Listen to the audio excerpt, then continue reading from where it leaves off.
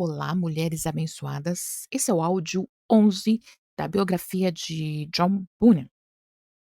Em tudo isto, Bunyan não mostrou nenhum desejo ávido de se tornar um mártir. Embora cheio de coragem, suas respostas e apelos não produziam nenhuma ofensa, além do que era inevitável, dada sua oposição à lei.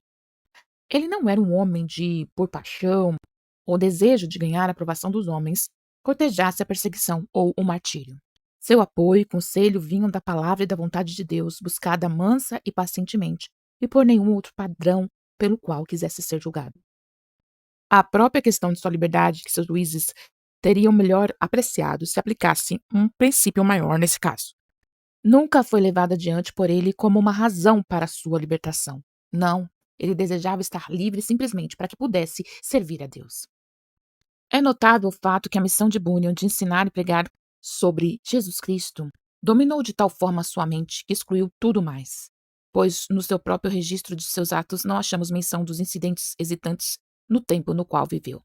Ele era evidentemente um evangelista, que não tinha tempo para nada depois de ser chamado para pregar, a não ser para, fosse através da língua ou da caneta, a tempo e fora de tempo, chamar os outros ao evangelho que fizera tanto por ele. Nos seus 12 anos de prisão, há todos os indícios de que Bunyan tenha sido um hóspede em mais de uma dessas abomináveis prisões, se não de todas as três, e sua forçada e constante associação com pessoas de todas as classes, que lhe deram muita oportunidade de fazer o bem, do que sabemos que ele tirou toda a vantagem.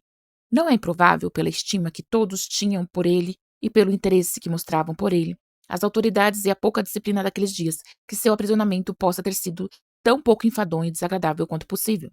Na época de sua prisão, sua esposa nobre e corajosa estava grávida. O choque foi tão grande que ela ficou de cama por um tempo muito doente, depois de sofrer um aborto espontâneo. Mesmo isso não destruiu sua coragem, embora o tenha emocionado muito.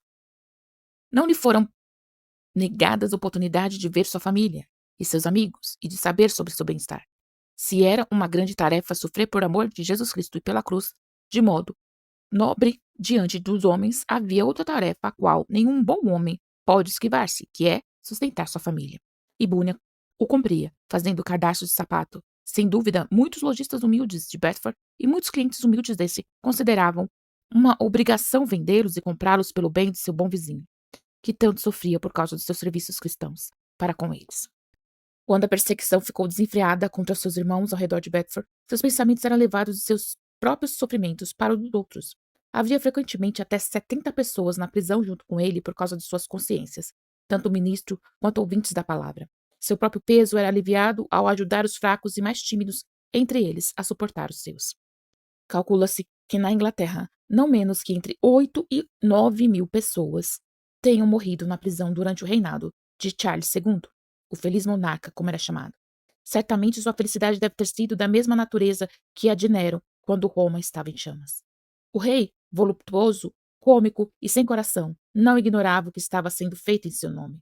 Enquanto isso, desperdiçava seu tempo entre cortesãos e cortesãs, conseguindo até mesmo escarnecer da morte e dos sofrimentos de homens inocentes e tementes a Deus, cuja integridade e princípios elevados deviam tê-los feito tão valorosos para ele quanto os defensores de sua coroa. Estes eram mais valiosos do que os cortesãos que buscavam seu próprio bem e o ajudaram nas más decisões que o levaram a uma morte prematura e não lamentada. Parecia, então, para Bunyan, que ele tinha pouca esperança na clemência dos homens, e como o exílio ou a morte pareciam ser sua porção, resignou-se, com toda a sua coragem, para preparar-se, de corpo e alma, para a segunda opção. Ele diz: uma vez eu fiquei numa condição muito triste e deprimida por muitas semanas. Isso pesou muito sobre meu espírito, pois meu aprisionamento poderia terminar nas Gales, pelo que eu sabia. Portanto, quando comecei a pensar, isto era uma grande verdade para mim. Pensei comigo mesmo que na condição em que agora me encontrava, eu não estava pronto para morrer, e nem achei que pudesse, se de fato fosse chamado. Isso, portanto, trouxe grande peso sobre mim, pois pensei que eu estava envergonhado de morrer com o rosto pálido e os joelhos vacilantes por uma causa como esta. Assim orei a Deus para que ele me confortasse e me fortalecesse para fazer e sofrer tudo o que ele me chamara. Pensava que assim teria oportunidade de dizer minhas últimas palavras para a multidão de pessoas que achava que viria me ver morrer. E pensei, se for assim, se Deus converter uma só alma, Por minhas últimas palavras, não considerarei minha vida como desperdiçada, nem perdida. Em sim, esta condição veio a mim, que era pela palavra e maneira de Deus que eu estava nessa condição.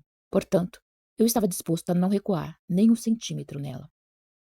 Esse foi o áudio 11 da biografia de John Bunyan. Eu sou Priscila Oliveira, a gente se encontra no próximo áudio.